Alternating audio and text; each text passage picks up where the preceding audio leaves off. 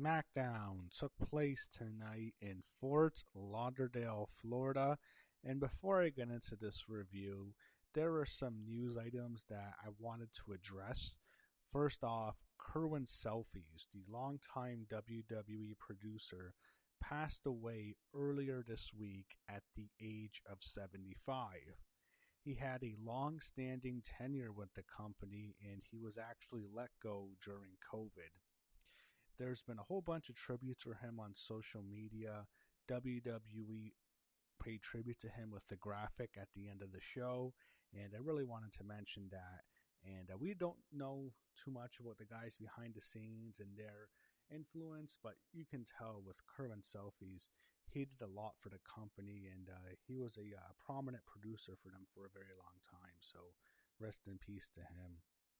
Next, I wanted to mention that Roxanne Perez revealed that she actually had surgery to remove a benign mass that was in her back. She said it was in a muscle on her back, and that's why she's been off Raw for the last couple of weeks.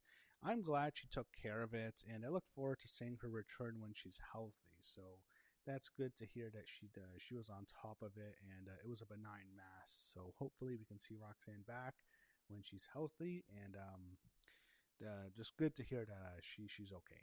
And I assumed actually with Roxanne it was a nose injury because she busted her nose. I think it was the night before the Rumble, but this was actually much more serious than that. So hopefully we see her when she's better. Also wanted to mention, this was just weird. Earlier today, WWE announced that Julia will take on Io Sky on tonight's show, and we've never seen that match in this company. And I was looking forward to that. And then they changed it to Rhea versus Julia, and I thought, oh no, is Io Sky hurt? What's going on? And then it was just strange.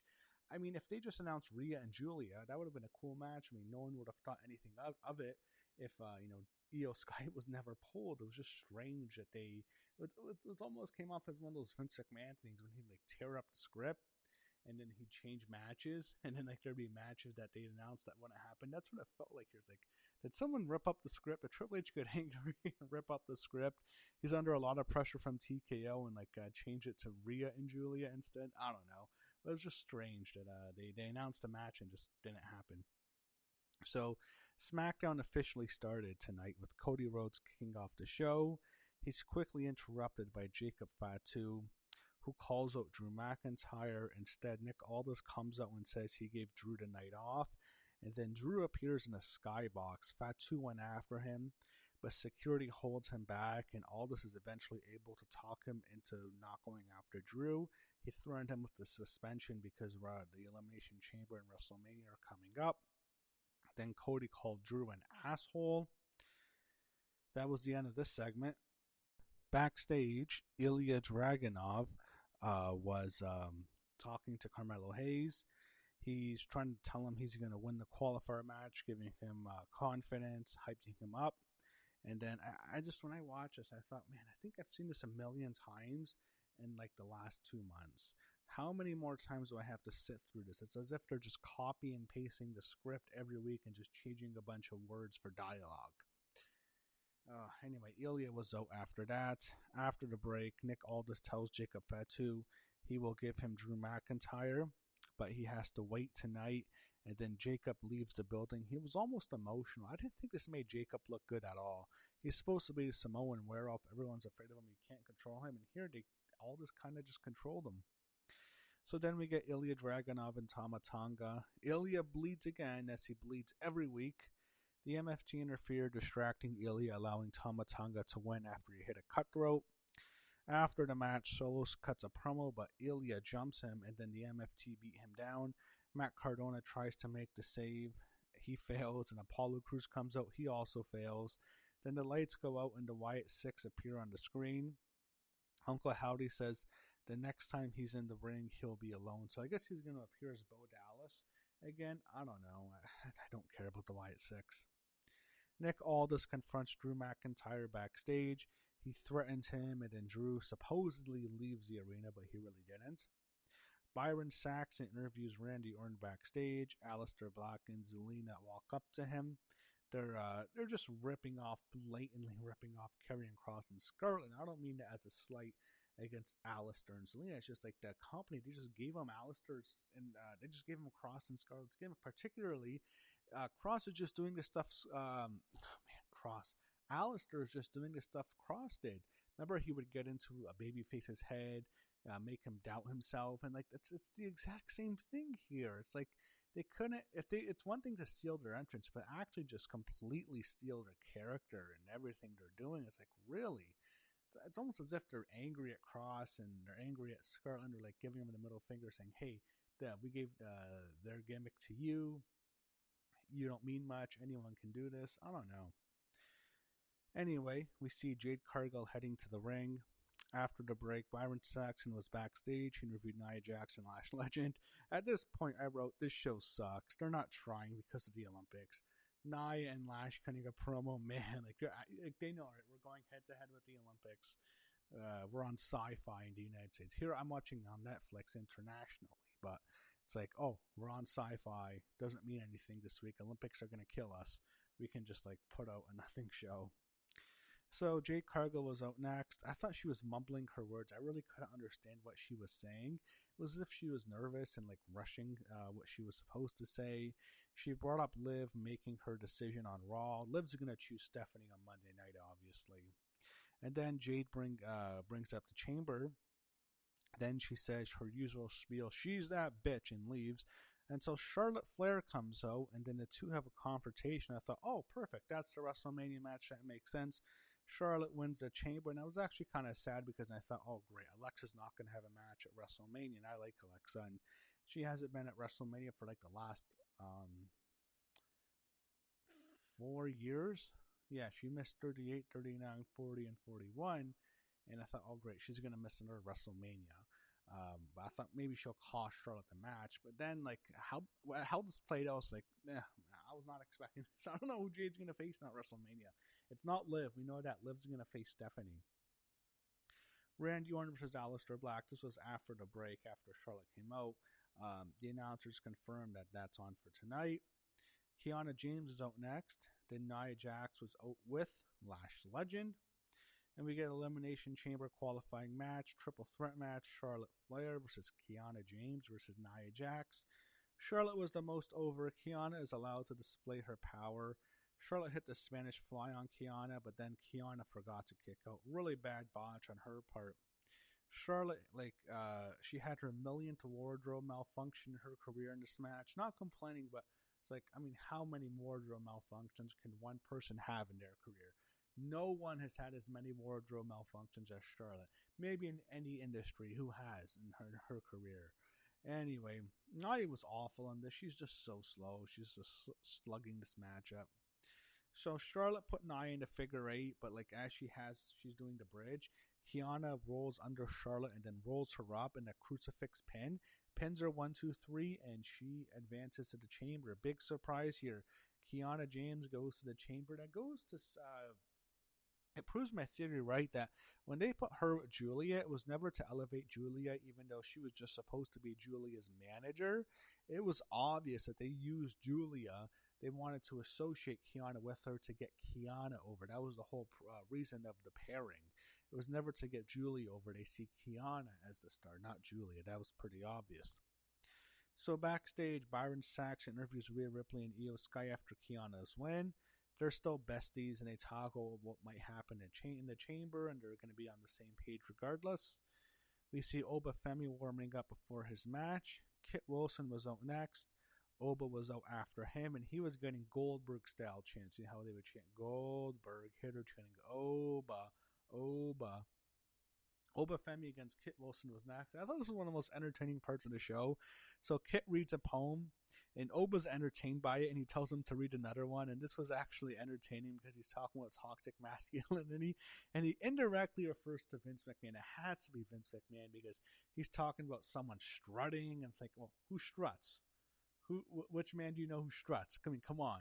It had to be a reference to Vince, and Vince was in the news because he had that accident last summer. It was actually the same day that Hulk Hogan died. Vince got into a car accident, and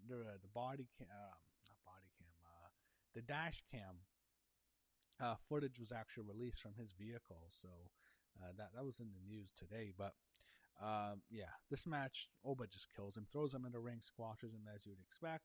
Oba, I think, starting to get over. I think he has a lot of potential here. I think they're doing a decent job. And Kit Wilson, I'm really entertaining. He's becoming one of the most entertaining acts on all of SmackDown. I'm enjoying his work a lot as of late.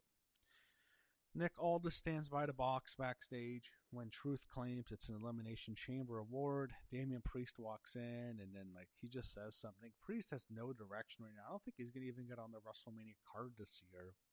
Aldis then sent the crate back to Raw. Tiffany Stratton was out next. After the break, they announced that Clash in Italy is set to take place on March 31st. So that's another European show. 2 years ago, I think it was Bash in Berlin, and last year was Clash in Paris. This year is going to be Clash in Italy. Why can't they do Clash at the Castle? That's one of my favorite names. I know last year in France, there's a million castles in France, and you can find, I'm sure there's castles in Italy. That's not hard to find, I would assume. I like Clash at the Castle, but anyway, Clash in Italy is on March 31st. Why did I say March? May 31st. May 31st. May 31st is Clash at the Castle, or Clash in Italy. And then Alba Fire was out next, and Chelsea Green was with her. She was accompanying her in a wheelchair, and we get Tiffany Stratton against Alba Fire. Fans were behind Tiffany. Alba got the heat, and then the fans really wanted Chelsea in the match. Tiffany won after her prettiest moonsault ever. I don't know where we're going here for WrestleMania. I really don't know what the woman. I mean, also just about the Women's Elimination Chamber since Charlotte Flair was not in now. It's got to be one of the most unpredictable women's chambers ever. Maybe the most unpredictable women's chamber of all time. And granted, there hasn't been that much. The first was in 2018 when Alexa won. But I mean, I really don't know who's going to win this. So we go backstage, and Cody was talking to a depressed Sami Zayn. Sami tells Cody he should be ashamed after the finish from last week, in which Drew indirectly helped Cody win. And then Cody tells him that's why he hasn't been WWE Champion. He yells at Sami. They argue, and I like where this is going. This was actually really good here. And then after Cody leaves, Trick walks up to Sami, laughs at him. Trick, I just think he's really entertaining. I'm not a big fan of his wrestling. And I was never a fan of Trick in NXT, especially like the last year. But here he's actually really entertaining. And I kind of like it how he makes fun of Sami. He's actually really good in this role. I'm trying to really like Trick on the show. I'm just not a fan of his wrestling. And then Sami goes up to Cody, apologizes. I'm thinking, all right, he's going to turn on Cody at the Chamber. I don't know where this is going at all. I mean, also this Chamber show is pretty unpredictable right now. A lot's up in the air. Cody's still the favorite, but I'm not sure exactly where they're going on all these matches here. Carmelo Hayes was out next. And then after the break, we got a Did You Know graphic for AJ Styles ahead of his tribute show on Raw this Monday. Damian Priest was out, followed by Trick Williams, and we get an Elimination Chamber qualifying match, triple threat match. Carmelo Hayes against Damian Priest against Trick Williams. So we actually got a stare down between Carmelo Hayes and Trick Williams. This led to NXT chants from the crowd, obviously referencing their rivalry in NXT when they main evented the show. It was 2 years ago, the show in Philadelphia, when they main evented that Stand and Deliver, which Trick Williams won. So Trick actually hit the trick shot on Priest for the win. I thought he was going to pin Mello, but he actually pinned Priest. So Priest has no direction. I don't think he's going to be at WrestleMania this year. They're not doing anything with Damian Priest anymore, but Trick gets the win and he qualifies for the Chamber. So all the loser tag teams are backstage just around the crate, and then Johnny Gargano was seen planking on it. Man, that's so 2011. I remember when I was in high school that year and there were students planking, taking pictures, posting it on Twitter and Facebook. I'm thinking, great. This is so dated. He's planking in 2026. My God, it's something 15 years ago that was popular, planking.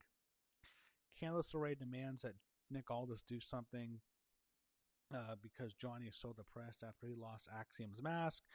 Jordan Grace walked in, they argued, and Nick Aldis made a match next week, so Candice is going to get crushed. Julia was out next, and then we go backstage after the break. A Jade photo shoot was interrupted by B-Fab and Mishin. Oh my god, they're going back to this fucking rivalry. Oh, you're kidding me. Right now, on the road to WrestleMania, we're going to have B-Fab and Mishin feud with Jade. Oh, jeez. Rhea Ripley was out next. Io Sky was not with her. Then we get Rhea Ripley and Julia. So Julia got the heat, but I got a commercial break and I missed probably a lot of the match, almost most of it. Match didn't go on for too long, so eventually Rhea went for the Riptide, but Nia Jax and Lash Legend attacked Rhea, causing a disqualification until Io Sky comes out and made the save. Then Rhea and Io clear the ring, setting up their tag team match against Nia and Lash next week, which is in Louisville, and that's for the women's tag team titles. Backstage, The Miz praises Oba Femi. He wants to mentor him. Oba challenged him to a match without Miz knowing it. And he said he talked to Aldis. And Miz actually sold it pretty well here. And even though I'm sick of Miz, I don't want to see him anymore, I kind of like the segment. So we go to the locker room backstage, and Alexa Bliss is talking to Charlotte Flair after her loss. Charlotte is saying she's supportive of Alexa Bliss in the chamber. I think Kiana James and Julia walk up to them, and they mock Charlotte for her loss. Alexa calls out Kiana for her hypocrisy because she wanted Julia to be a double champion, or I think actually a triple champion. And then Julia starts yelling at Alexa, and Alexa tells them to prove how good of a team they are, setting up a tag team match. I don't know when. Probably not next week because they didn't announce it, but it could be next week. I don't know. I don't think it's a good idea to have Alexa and Kiana wrestle the night before the chamber. Can always be an injury, but we'll see. But it looks like that's going to be a tag match. They preview next week's show. We got an MFT segment in the locker room. They subtly tease tension between Solo Sikoa and Tama Tonga after the other members leave. Nakamura walks up to Tama and challenges him to another match. Don't need to see that. Aleister Black was out next with his wife Zelina. Then Randy Orton was out next to a big pop. We get our main event, Randy Orton versus Aleister Black. Really a nothing main event. It was not good. Drew hit Orton in the head with the title belt as the referee was distracted. Cody Rhodes then ran down to the ring, chased off Drew. But then as Randy recovers, Aleister Black hits the Black Mass, pins Randy Orton 1, 2, 3. Easily the biggest win of Aleister Black's, probably the biggest win of his career. I don't think he's ever beaten a star like Randy Orton before on the main roster, even on his first run. And this was easily, of course, the best moment for him since he's come back to the company. You got to win over Randy Orton. So he celebrates with his wife Zelina. Then the show ended with Cody checking on Randy. Drew poses in the crowd. And then the last thing we see actually for the show is a graphic for Kerwin Selfies. So nice to see them pay tribute to him to end the show. And that's how SmackDown officially ended tonight. So rest in peace, Kerwin Selfies. SmackDown as a show, I really didn't like it that much. There was good parts, but it felt like a nothing show. They're going head to head with the Olympics. They're on Sci-Fi. Us international viewers, I think they don't think of us as much as the U.S. viewers. So that's kind of what happened here. Not much of an important show, to be honest. Kind of missable. They had some good parts, I'll say that. And that's it. And that was the show. As I said, it feels like we're kind of getting through the back roads on the road to WrestleMania. Like, it's kind of slow right now. It's like when you're on a road trip, it's slow to start, back roads, and you get on the highway. So I think once we get to the chamber, we'll be on the highway. Then when we get closer, we'll get in the fast lane, if you will. We'll be on the road to WrestleMania. But that was SmackDown tonight. And we will see what WWE continues. A lot's up in the air. A lot of the matches are not guaranteed for WrestleMania. And it's, to be honest, going into the chamber, it's probably the most unpredictable elimination chamber on the road to WrestleMania.